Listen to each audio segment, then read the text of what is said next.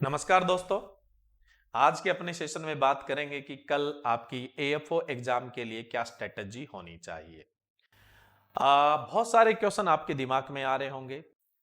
कितने question attempt करें कि सेफ जोन होगा, कट ऑफ क्या रहेगी, ये तो अजम्पशंस रहते हैं आपके दिमाग में। कुछ डर पैदा हो रहे होंगे, एग्जाम क्लियर नहीं हुआ तो क्या होगा, पिछली बार की तरह हो गया तो क्या होगा, है ना। मेरी तो ये प्रिपरेशन नहीं है, अरे यार इस क्वेश्चन का आंसर नहीं आ रहा है मुझे, अरे मेरा तो फिशरी छूट गया, मेरा तो ये जो सिलेबस है इसका कुछ हिस्सा छूट गया। देखो, अब है आपका कल एग्जाम, इन बातों का कोई मतलब नहीं है। वन बाय वन बात करें कि सेफ जोन क्या होगा। देखिए स्टूडेंट, सारे क्वेश्चन आपको ढंग से पढ़ने हैं, उनके ऑप्शन पढ़ने हैं और उनमें से जो आए उसी के आंसर देने हैं। देखो एएफओ वालों का थोड़ा सा ये भी है, कई बार लैंग्वेज लंबी दे देते हैं। लैंग्वेज लंबी है उससे डरना नहीं है आपको। दूसरा, लैंग्वेज कई बार घुमा फिरा के देते हैं, उसको समझने की कोशिश करनी है। उसके बाद जितने क्वेश्चन आपको आए वो प्लस कुछ क्वेश्चन आप रिजेक्शन से सही कर देते हैं। रिजेक्शन का मतलब क्या है, जैसे आपके पास कितने ऑप्शन है, 5 ऑप्शन है। इनमें से आप डैम श्योर हो कि ये 4 ऑप्शन तो है ही नहीं, तो पांचवा राइट है। जितने आपको आए प्लस रिजेक्शन से आप जितने सही कर दें, उनको मिला के आपके अटेम्प्ट चाहे 35 हो रहे हैं, चाहे 40 हो रहे हैं, 45 हो रहे हैं, 50 हो रहे हैं, 55 हो रहे हैं, इवन 60 भी हो रहे हैं, कोई फर्क नहीं पड़ता है। जितने आपको आते हैं प्लस इस पावर से आप जितने क्वेश्चन कर लेते हैं, वो ही सेफ जोन है। एग्जाम आने से पहले आपको कोई सेफ जोन नहीं बता सकता है, क्योंकि अभी प्री का आपने देखा होगा, लोगों का अंजप्शन था कट ऑफ ज्यादा जाएगी, सीट कम है, ऐसा कुछ नहीं होता है। एग्जाम के लेवल पे डिपेंड करता है और एग्जाम का लेवल एग्जाम होने के बाद ही पता लगता है, उससे पहले कुछ भी पता नहीं लगता है। तो अगर आप सेफ जोन ढूंढ रहे हैं तो आप अपना समय खराब कर रहे हैं, दिमाग खराब कर रहे हैं, और एग्जाम से पहले दिमाग खराब होना बहुत गलत चीज है, तो इस चीज को तो ध्यान में रखना ही नहीं है। दूसरा, कट ऑफ क्या रहेगी, तो इसी सवाल के साथ आपकी कट ऑफ का सवाल भी खत्म हो जाता है। देखो, जब यात्री घर से यात्रा करने के लिए निकलता है तो उसको सिर्फ अपने पहनने के कपड़ों का बैग उठाना चाहिए, बाकी पूरा घर नहीं उठाना चाहिए, नहीं तो उसकी यात्रा सुखद नहीं होती है या फिर उसकी यात्रा पूरी नहीं होती है। आपको एग्जाम सेंटर पे जाना है, सिर्फ एग्जाम देने जाना है, न कि अजप्शन अवधारणाओं को साथ में लेके जाना है, न ही समस्याओं को साथ में लेके जाना है। अगर मैं इस बार क्लियर नहीं हुआ तो मेरी शादी नहीं होगी, मैं घर पे मकान नहीं बना पाऊंगा, मैं घर वालों को सुखी नहीं कर पाऊंगा, मेरी लव मैरिज नहीं होगी। बहुत सारे ऐसे आपके बहुत सारे सपने जुड़े होते हैं इस एग्जाम से, और ये सपने वो भार है जो आपकी उड़ान को कमजोर करते हैं। ये सपने वो भार है जो आपकी उड़ान को कमजोर करते हैं। अरे भाई, जो भी चीज आपकी उड़ान को, आप उड़ना चाह रहे हैं और आपकी उड़ान को कमजोर करे, उन सभी चीजों को त्याग दें। इस पेपर के साथ किसी सपनों को न जोड़ें। ये एक पेपर है, इसको पेपर समझिए, इसको विशाल जाइंट का मतलब आकार न दे ताकि आपको ही डर लगने लगे।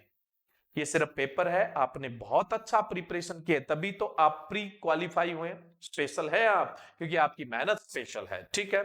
दूसरा, आपने पूरे साल से और इस महीने से मेंस की प्रिपरेशन की है, तो आप स्पेशल है क्योंकि आपका प्रिपरेशन बहुत अच्छा है।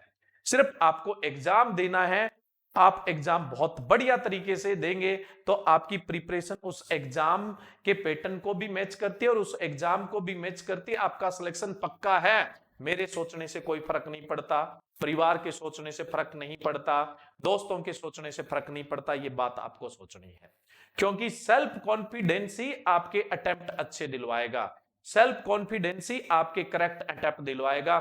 इसलिए आपको ये नहीं सोचना है कि यार मेरा तो ये रह गया, अब पढ़ना ही नहीं है, पूरी रात रेस्ट करने की है भाई, तभी तो कल अच्छी परफॉर्म कर पाओगे। आपसे पूरे दिन फिजिकल मेहनत करवाई जाए, रात में भी नहीं छोड़ा जाए, रात में भी मेहनत करवाई जाए और दूसरे दिन भी भाई लगा रहे तो काम कर रहे, तो दूसरे दिन परफॉर्म नहीं कर पाओगे, तो दिमाग कैसे परफॉर्म कर पाएगा। इतने दिन से पढ़ने लगे पड़े थे भाई, इसको आराम दे दो, आज आज कल बहुत बढ़िया परफॉर्म करेगा। जैसे आपको रात भर रेस्ट दे दिया, उससे आपने बहुत अच्छा परफॉर्म किया दूसरे दिन, तो इसको भी आराम दे दीजिए, ये भी कल बहुत अच्छा परफॉर्म करेगा, मान के चलिए।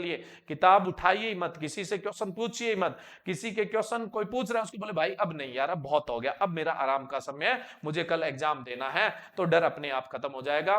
दूसरा, आप जो इमेजिन करते हैं वो ही रियल होता है, जो आप इमेजिन करते हैं वो रियल होता है। अगर आप सोच रहे हैं पता नहीं मेरा एग्जाम में क्या होगा, पिछली बार की तरह क्या होगा, आप डर के जाते हैं तो पक्का आपका सिलेक्शन हो ही नहीं सकता है। और आप इस कॉन्फिडेंस से जाते हैं मेरी प्रिपरेशन बहुत अच्छी है, मैंने ईमानदारी से मेहनत की है, मैं बहुत अच्छा परफॉर्म करूंगा, इस एग्जाम को क्वालिफाई करूंगा, इंटरव्यू को भी क्वालिफाई करूंगा, तो आपका एग्जाम पक्का क्वालिफाई होने वाला है, कोई नहीं रोकेगा, क्योंकि आपने जो इमेजिनेशन किया है वो ही परिणाम आपको मिलने वाला है, सीधी सी बात है।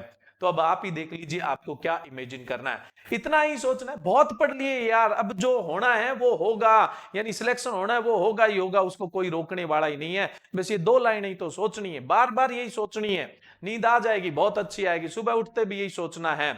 और सुबह उठने के बाद क्या करना है, अच्छा नाश्ता पानी करना है, और भूखे पेट एग्जाम सेंटर पे नहीं जाना है, लेट बिल्कुल भी नहीं होना है, क्योंकि लेट जो होता है वो हड़बड़ा जाता है, और हड़बड़ाहट में परफॉर्मेंस कभी भी अच्छी नहीं आती है। एग्जाम सेंटर पे आधे घंटे पहले पहुंचना है, आप घंटे पहले पहुंच जाओ, क्या दिक्कत है। देखो दुनिया को, वहां पे ऐसी दुनिया आएगी जो लास्ट टाइम तक पढ़ती रहेगी, है ना, आपस में डिस्कस करती रहेगी, कुछ एक जबरदस्ती का कॉन्फिडेंस दिखाएंगे, कुछ एक जो होंगे वो ऐसे डर दिखाएंगे, उनको एंजॉय करो, अरे भाई ये कौन सी दुनिया में आ गया, मेरा तो सिलेक्शन होना ही है, मैं तो एग्जाम दूंगा और बढ़िया तरीके से। और कॉन्फिडेंस में नहीं जाना है, इगोटिक नहीं होना है, बस इसी बात में कि मेरी प्रिपरेशन बहुत अच्छी थी, मैं एग्जाम को बहुत बढ़िया परफॉर्म करूंगा, हर क्वेश्चन को बढ़िया तरीके से पढ़ के बढ़िया ऑप्शन को पढ़ूंगा, और जो बिल्कुल सटीक आएगा वो उसी को मैं करूंगा, और रिजेक्शन पावर से भी क्वेश्चन को करूंगा, तो आपका सिलेक्शन कोई नहीं रोकने वाला है। ठीक है, आपको इससे ज्यादा कोई विचार नहीं करना है, न तो डरना है, न कोई अवधारणा एग्जाम में लेके जानी है, न तो किसी गलत सूचना पे भरोसा करना होता है, न किसी को गलत सूचना देनी होती है, हमेशा माइंड कैसा रखना होता है, पॉजिटिव।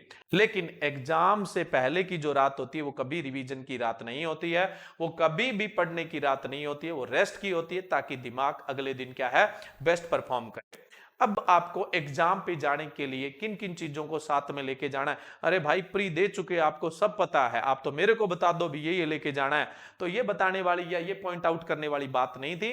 बस मैं तो आपसे लास्ट में मिलने आया हूं, मुझे तो सिर्फ आप लोगों से मिलना था कि ये आने वाले समय के भावी एएफओ है ना, बैंक के अंदर एग्रीकल्चर ऑफिसर लोग है भाई, इनसे एक बार जाते जाते वार्तालाप तो कर लेते हैं। तो आपको अपने एग्जाम के लिए गुड लक, मेरे कहने से भी कोई फर्क नहीं पड़ेगा, अंदर से आवाज आनी चाहिए भाई गुड लक, है ना।